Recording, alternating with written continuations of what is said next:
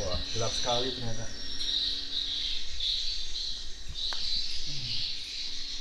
Ah, Waduh. ada burungnya. Burung.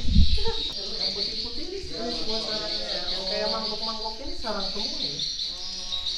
Iya, liur molet semua. Ini yang saya bilang molet-molet itu kan tuh di papan-papan ada garetan-garetan. Dia Mungkin mungkin kira-kira ada mitos tersendiri bahwa sarang burung walet ini kan bisa bikin awet muda, bisa bikin kulit cerah, bisa bikin walaupun mereka udah tua tidak linglung kayak gitu mungkin. Nah, dan juga dianggapnya bahwa orang-orang yang makan sarang burung walet ini adalah orang yang berduit. Nah, kalau BEP-nya itu kayaknya kalau sudah kayak gini ya sebentar aja. Paling kalau kayak gini kan paling 200 juta, paling 3 kali panen ya udah balik modalnya.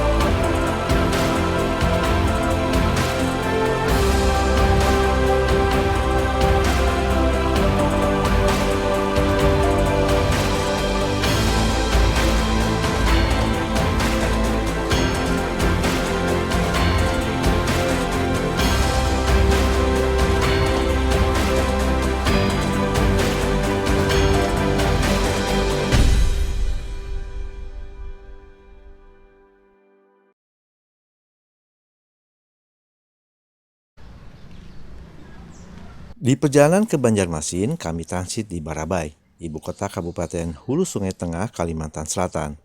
Kami diundang pemilik hotel, yaitu Pak Haji Hakim, untuk mengenal lebih jauh kotanya.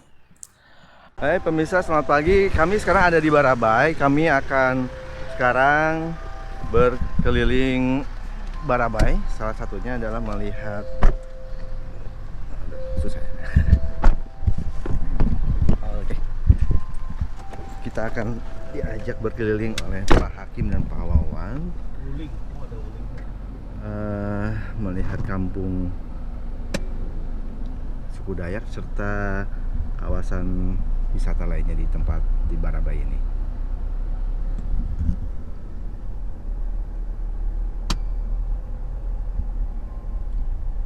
Hari itu kami diantar kendaraan Pak Haji Hakim. Moti tidak bisa digunakan karena jalannya kecil dan sedikit ekstrim. Tujuan kami adalah pegunungan Barabai. Kami akan mengunjungi perkampungan Dayak Muslim. Di sepanjang jalan, Pak Haji Hakim dan menantunya Pak Wawan menceritakan bagaimana kota dan warga Barabai bersikap terhadap pembangunan. kalau yang di belakang itu banyak. Mereka hingga kini mengklaim bahwa mereka menjadi satu-satunya kabupaten di Kalimantan Selatan yang menolak perkebunan sawit serta pertambangan batu bara. Mereka memilih untuk tetap menjaga alam sekitarnya daripada mengeksploitasinya. Mereka bercermin dari daerah lain di mana tambang dan kebun sawit telah merajalela. Warga lokal lebih banyak dirugikan daripada mendapatkan keuntungan. Sementara di Barabai, warga tidak akan pernah kelaparan karena kekayaan alamnya sangat banyak. Sebenarnya Barabai itu kan sejak awal memang udah terjaga. Udah terjaga tuh pertama dari tambang. Memang dari seluruh kabupaten cuma Barabai yang belum. Jadi Mereka mempertahankan itu jangan sampai terjadi kayak kabupaten tetangga. Itu sebenarnya diawali dari pemimpin-pemimpin yang terdahulu sih. Kalau memang pemimpin-pemimpin yang terdahulunya tuh pemain, istilahnya pemain yang kayak begitu, nggak mungkin udah jadi juga. Nah, karena yang pemimpin-pemimpin terdahulunya memang bukan pemain rata-rata di sini. Jadi dan mereka punya kesadaran bahwa itu tuh ada dampak negatif sama lingkungan, ya akhirnya nggak terjadi gitu loh. Jadi ketika ide-ide itu mau dilakukan sama yang sekarang-sekarang, ya udah terjadi penolakan gitu. Kalau di daerah lain kan udah seperti tirani.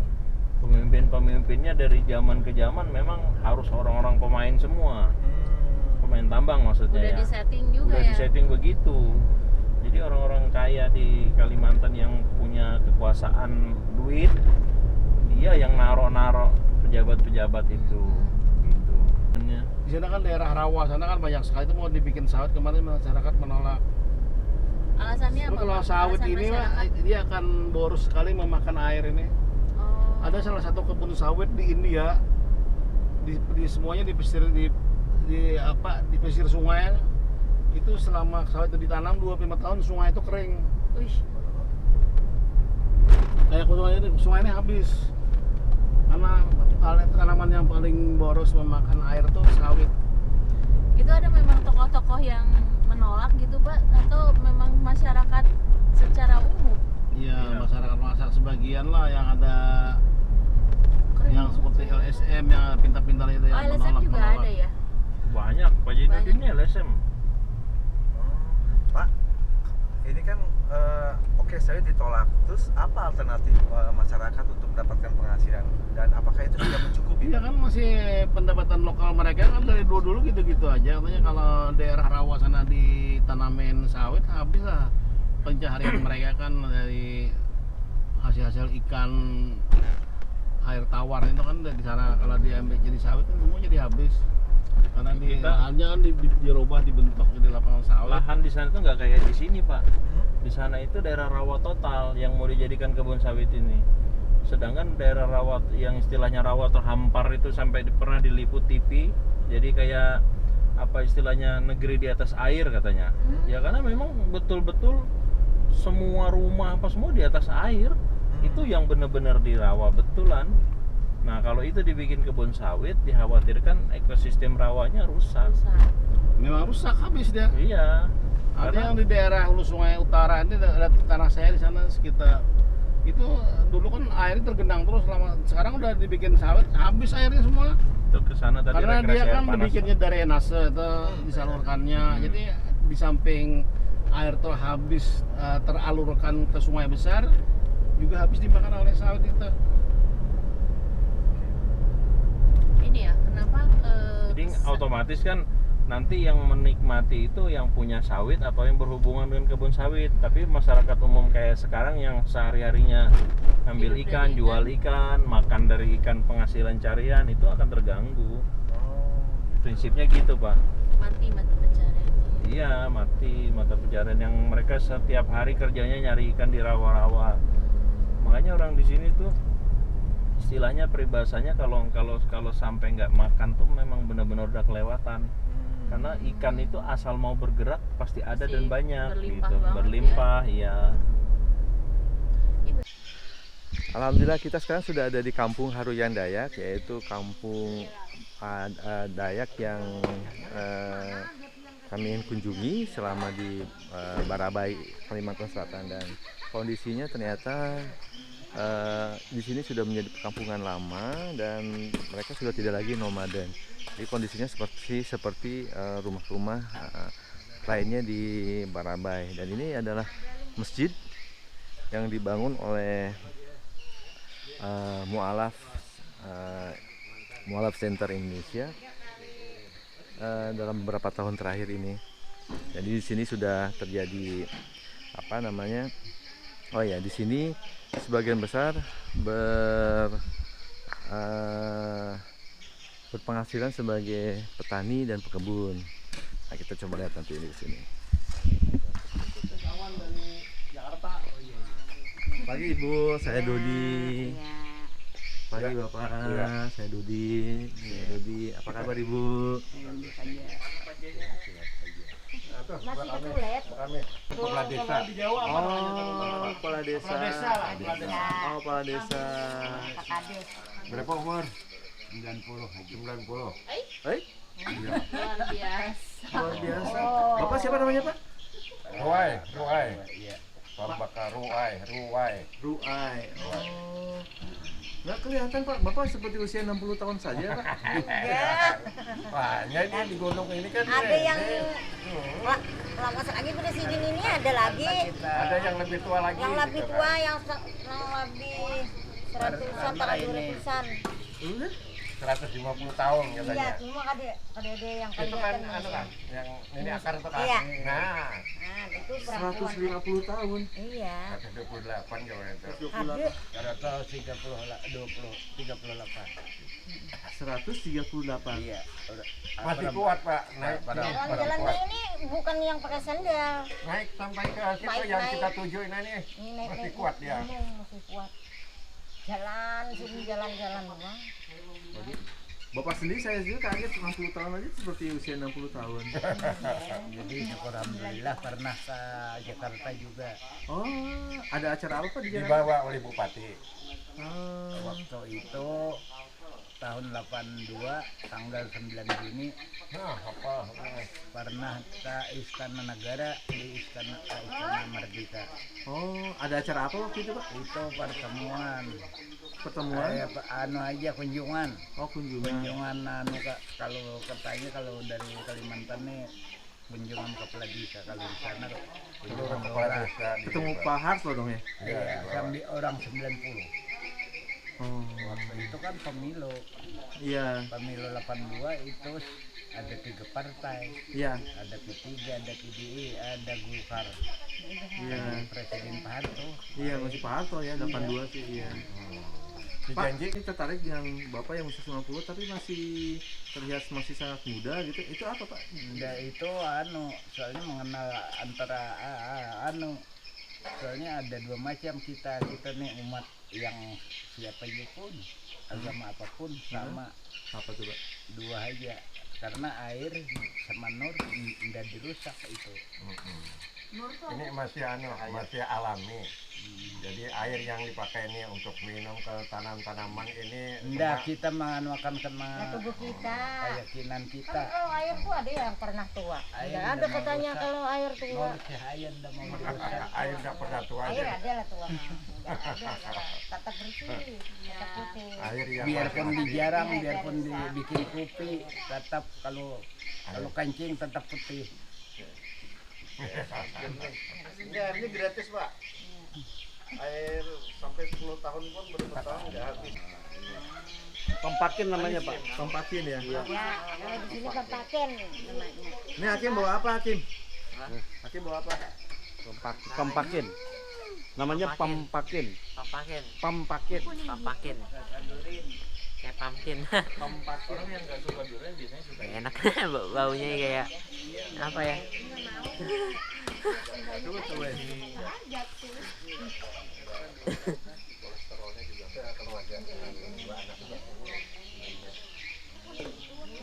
Rasanya gimana? Enak. Rasanya aneh. Aneh. Aneh. Seperti durian tapi ini kering. Kalau durian kan basah. Manis atau apa? Manis. Pampakin atau lye. Warnanya lebih kuning dan durinya tidak sekaku ya, sekeras durian ya. Coba Bu. Kalau di Jakarta mana, Bu? Kami sebetulnya di Tangerang Selatan sih, dekat Jakarta Selatan. Iya. Kalau ini pakai sana kan. Oh boleh, nanti Bapak kabari kami. Setahun nih sekali pameran dari sini. Oh, bawa apa biasanya Bu? pameran ini ada. Ini ada budaya. Coba The same. Huh? The same with the garlic taste. Masakan lo. It's like garlic. Lihat kadede yang di bawah paling langsung. Rasanya unik. Dia nggak sebanyak durian. Lebih dia pertemuan antara durian dan nangka. Ini kan mau Enak sih. Kayak ubi ya. Kayak ubi yang sudah direbus. Ubi jalar. Ubi jalar. Aromanya tidak sekuat durian. Enak sih. Kata Pak Wawan tadi kalau orang yang nggak suka durian bakal suka lye. tanggal berapa Pak? 20. tangan semua. Yang aslinya tuh ya asam. Oh, iya. Itu. Manis Pak? Makannya banyak. Saya makan 3 biji. Hari saya sesak napas. Dokter bilang itu berarti darah kamu kental. Makan terus kalau pedogrel pengencer darah. Masuk rumah sakit saya. Akhirnya masuk rumah sakit saya muntah. Ternyata muntah keluar ini semua. Oh, sehat jadinya. Aduh. Langsung sehat. Pokoknya gara-garanya ini Ternyata ternyata jangan minum air dulu, Bu. Kalau makan durian sama makan yang begini? ini sekitar 1 jam itu jangan Oh, minum air. kasih selisih Oh, waktu. kalau makan biar durian, gasnya makannya mana. jangan sekali-kali makan alkohol. Jangan minum air dulu. Semuanya Coca-Cola apa kan nggak boleh. Nggak boleh yang gas-gas gitu. Dia langsung jadi racun, langsung mati kita.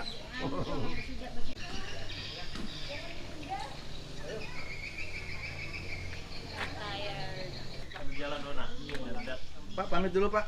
Terima kasih. Assalamualaikum. Ibu, mari Ibu. Terima kasih. Assalamualaikum. Semuanya terima kasih Ibu. Perjalanan dilanjutkan ke kawasan lebih pedalaman, naik turun bukit.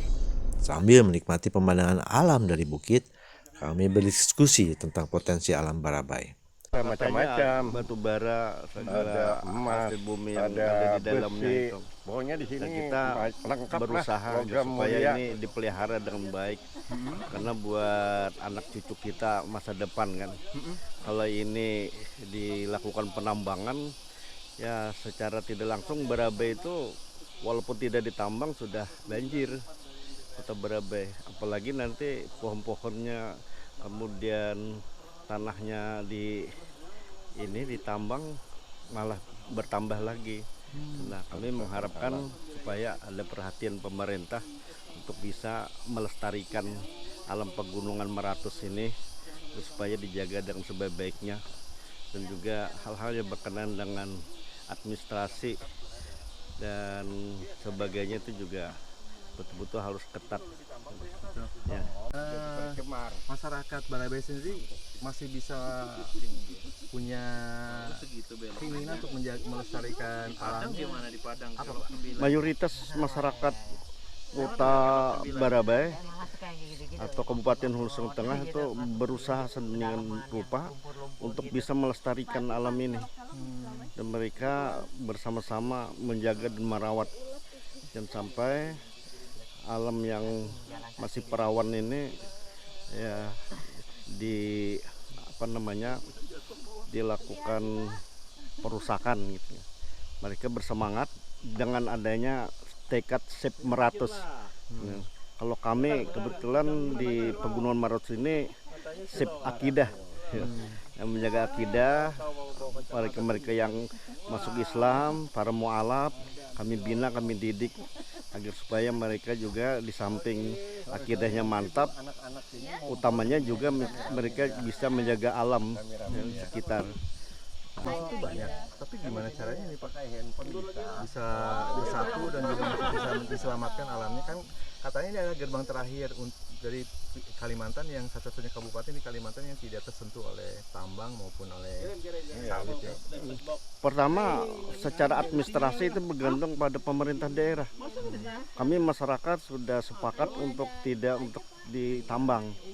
Tinggal pemerintah daerahnya punya goodwill atau keinginan bagus yang baik untuk menyelamatkan alam lingkungan Pegunungan Meratus ini.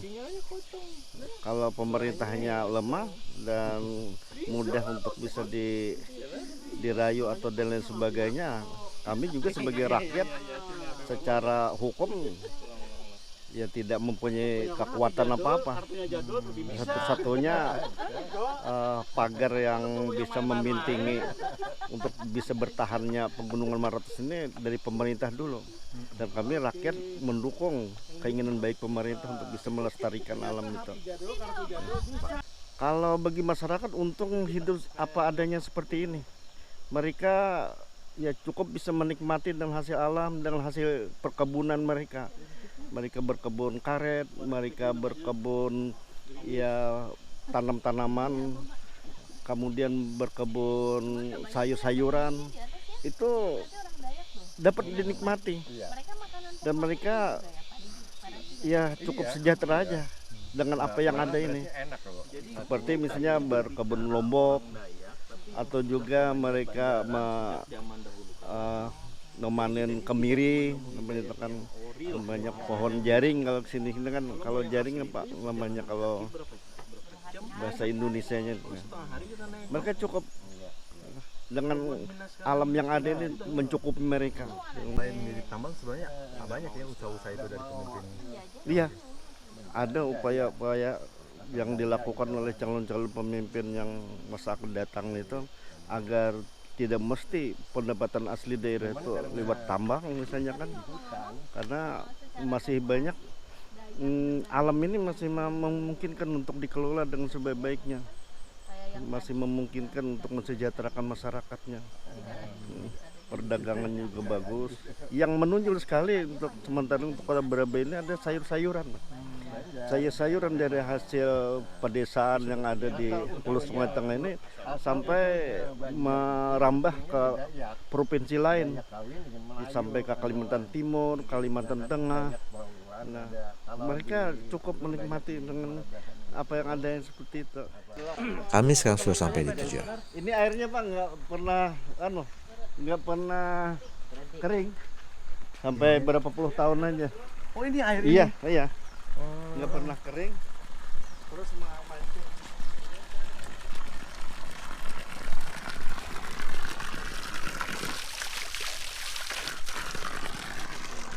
Dingin. Airnya dingin. Air asli di gunungan. Everywhere.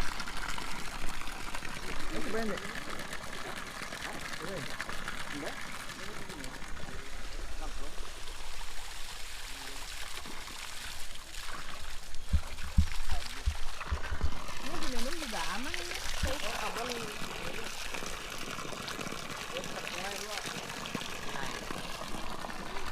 Nah, sekarang kami dibawa ke sungai di kawasan desa Dayak, dan airnya bisa kita buat untuk atau kita pakai untuk mandi-mandi. Dari sini sudah terdengar suara sungainya, kita lihat.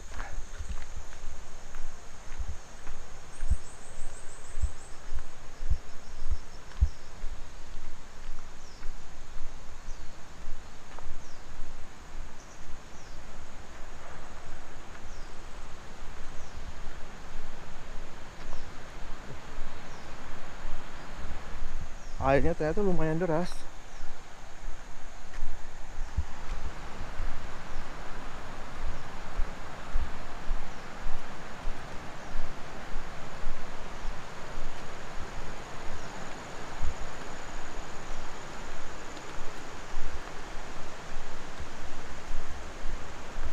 Asli Pak. Iya Pak ya, airnya juga cukup deras ya Pak ya. Iya. Ini sungai apa namanya Pak? Ini Pepagaran namanya. Pepagaran. Nah, bisa Pepagaran. Bersih Pak. Ini yang dari Gunung Meratus itu ya? Dari Gunung Meratus.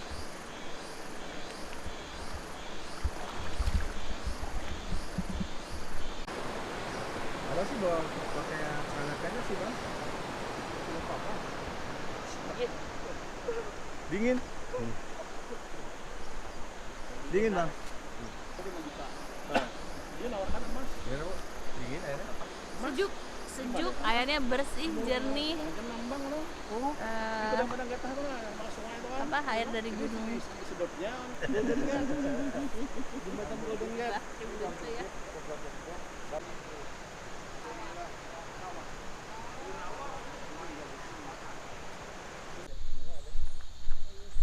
Assalamualaikum Pak, selamat pagi. Saya Dodi.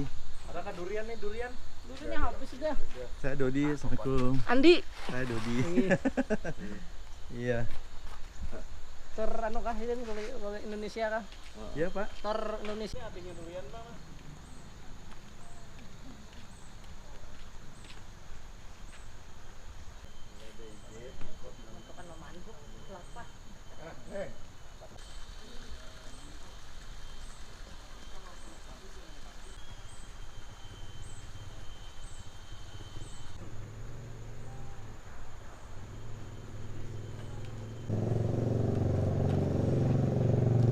Sama-sama pengen jajan dapat ya.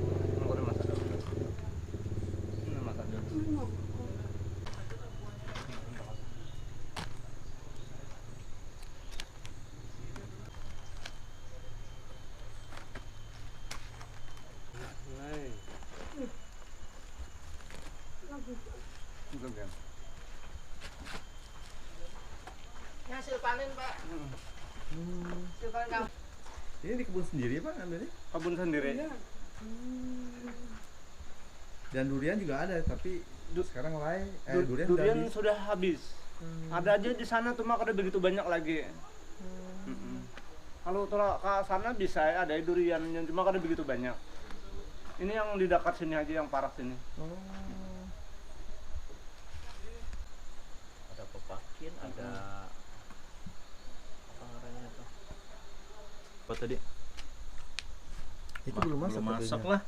Belum kan. Dalam masih anu tuh jauh masih. Tidak ada baunya kalau. Ada baunya tuh ada. Ini lebih enak. Bang Hakim, cobain ini lebih enak Kim. Lebih pulen.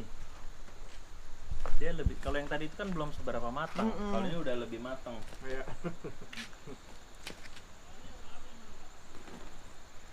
Untuk binjai kah? Ada binjai ya? Binjai lah, nah ini dia yang tadi malam kita makan. Apa dia? Binjai tadi malam kita makan. iya, Tuh, iya, kemang. iya. Buahnya. Tapi baru jatuh. Ini 2 hari lebih mirip bawa durian badan, ya Mak. Kim ya? Kayak Ya, ini ya. Lebih mirip durian ya.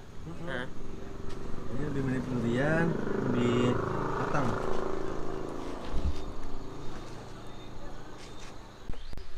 Jadi kalau menurut Bapak, Kota Barabaya yang terganggu. iya Kota Barabaya yang terganggu. kalau Bapak sendiri kalau ada tambang batu bara di sini gimana Pak?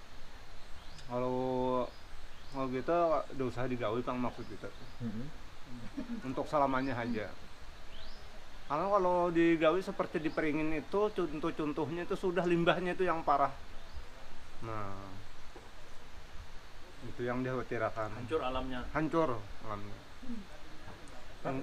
Bapak kalau tanpa batu bara sebenarnya hidup seperti ini menurut Bapak sudah enak atau kalau batu bara kan nanti Bapak bisa bekerja? Nah, ya bisa aja kan, tapi sungguhnya bekerja itu lama-lamanya itu yang dikhawatirkan. Ada ladingnya lah.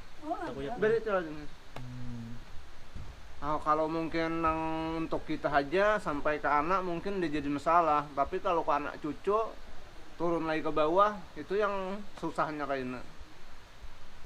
Hari itu kami pulang ke Barabai dengan hati yang hangat. Mudah-mudahan saja alam Barabai tetap terjaga.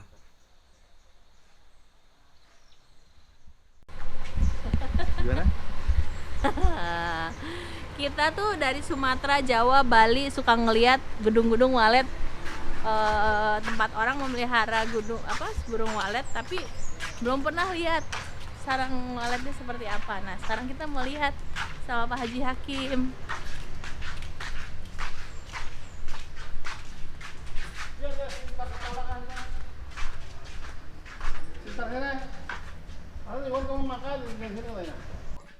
Lokasi sarang burung walet berada di belakang rumah Pak Haji Hakim.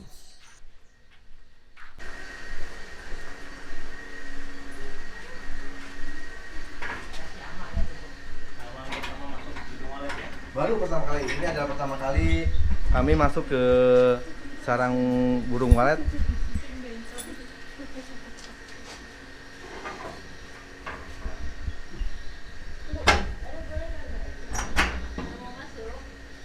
Saya loh deh, sensasinya deh. Wah, gelap sekali ternyata.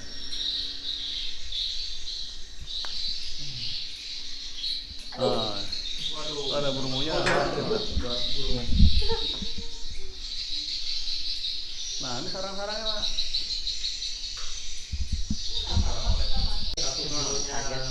Juta, berarti 120.000 satu biji. Wow. Satu biji ini 120.000, 120.000. Oh, itu yang sudah tualetnya tuh. Itu ada dua ini sama anaknya itu Bang. Itu sama anaknya. Terus sudah, oh itu apa namanya? Sarangnya itu ya kayak di ujung itu ya? Yang putih-putih ini buat sarangnya ya? Yang kayak mangkok-mangkok ini sarang semua ini. Iya liur walet semua.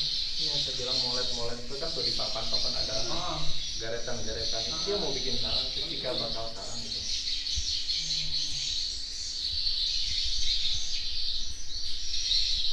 Oh, ini banyak banget di sini. Banyak di atas banyak, ini 3 lantai kan. Nah, ini masih kecil nih, masih setengah bulan lagi mulai dari panen. Insya Allah lagi Pak ya. Ini baru 1 bulan umurnya. Nah kalau yang bersih putih kayak gitu Pak, itu sampai 16 juta 1 kilo. 16 juta. Kalau yang ada bulu-bulu nih 12. Nanti ini kalau dicuci orang kan semua jadi kayak gitu. Kalau sudah di Cinanya ya harganya yang 40 juta. Harganya 40 juta Pak? Iya, kalau bikin lagi di internet. Ini untuk berapa, kalau misalnya sampai 1 kilo bisa berapa sarang? 100 kaki ya, 120. Jadi 120 ini apa? 120 biji kaki itu 1 kilo. Ini bisa panen sampai 20 kilo. Ini bisa 120 kilo ya? 20 biji itu 1 kilo lah gimana?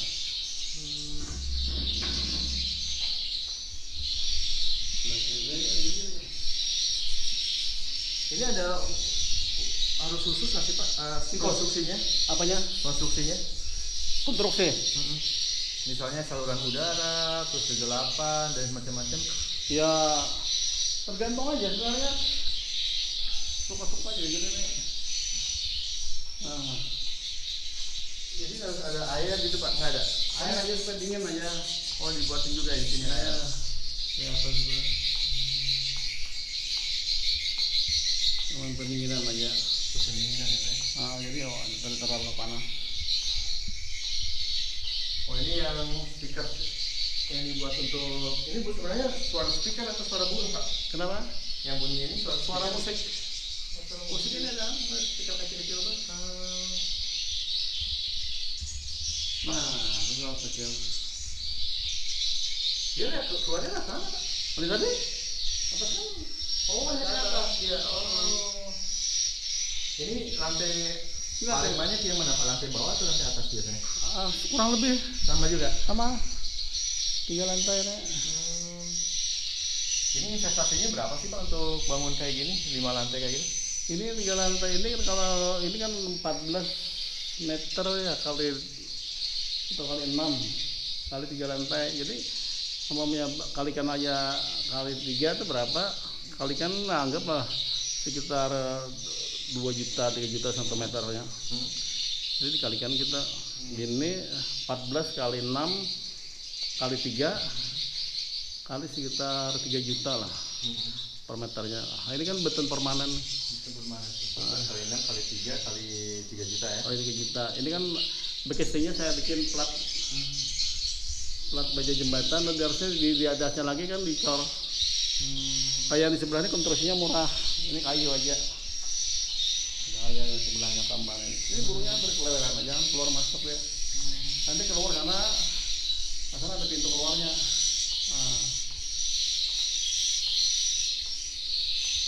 Tapi penghasilannya bisa berapa nih Pak dengan 5 lantai kayak gini?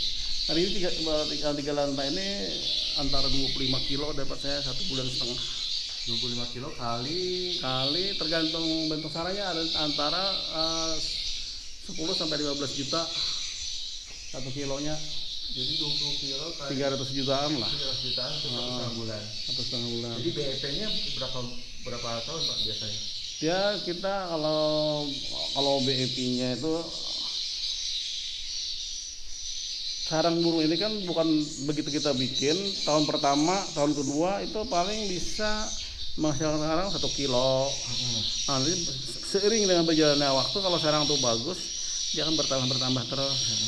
Nah kalau BEP-nya itu kayaknya kalau sudah kayak gini ya sebentar aja. Paling kalau kayak gini kan panen 200 juta, paling 3 kali panen ya udah balik modelnya. Tapi berapa tahun Pak ini bangun? Ini sudah 12 tahun. 12 tahun. Panennya sudah dipanen 10 tahun. 10 tahun. Jadi 3 kali panen sudah. Iya, kalau sebanyak ini ya 3 kali panen udah BEP.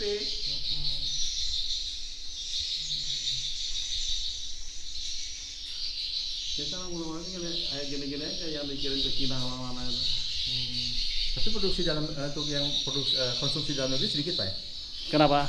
Orang-orang Indonesia yang makan gitu? Orang Indonesia sebagian aja makan, orang-orang Cina juga.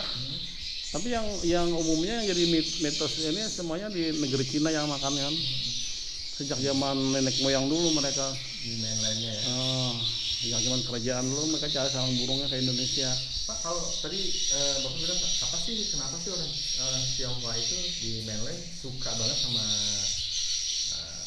Burung waletnya. Burung walet dan Ya mungkin kira-kira ada mitos tersendiri bahwa sarang burung walet ini kan bisa bikin awet muda, bisa bikin kulit cerah, bisa bikin walaupun mereka udah tua tidak linglung gitu mungkin. Nah, dan juga dianggapnya bahwa orang-orang yang makan sarang burung walet ini adalah orang yang berduit, orang yang berkelas, orang high class gitu. Karena sarang burung walet di sana mahal sekali kan, sampai 40-50 juta. Nah, jadi orang-orang tertentu aja yang bisa makan sarang walet. Nah, sekarang udah banyak sarang walet yang dikirim dari Indonesia sana, hampir tiap orang tertentu makan sarang walet. Dan memang hasilnya sarang walet ini kulit lebih mulus. Dan mungkin makanya orang-orang Cina kan udah usia tua, pikirannya masih tetap jernih. Tidak seperti orang kita yang banyak nggak ada karu-karuan lagi. Kalau di Cina sendiri sebenarnya produksi waletnya ada nggak sih? Burung walet? Nggak ada. Ini habitatnya walet ini di Asia Tenggara ini aja. Ya, yang terbanyak tuh di Indonesia, terus yang di Malaysia sedikit, di Thailand sedikit, di Vietnam sedikit. Bahkan Filipina sendiri pun ambilnya di Indonesia.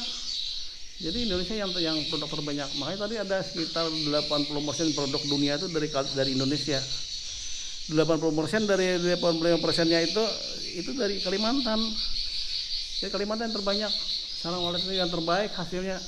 Jadi semua sarang burung walet di Indonesia itu nomor 1 Kalimantan.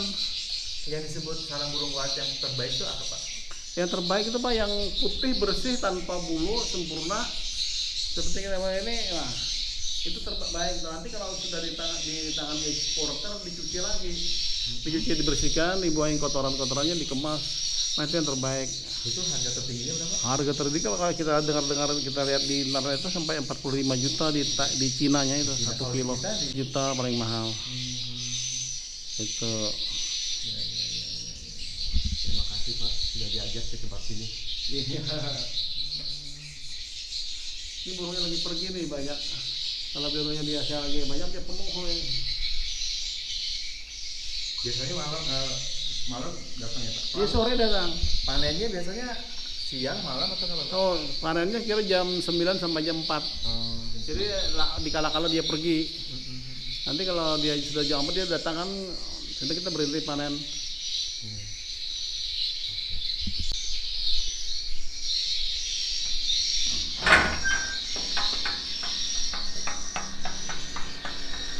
Oh, ini baru paling 150 kaki ya.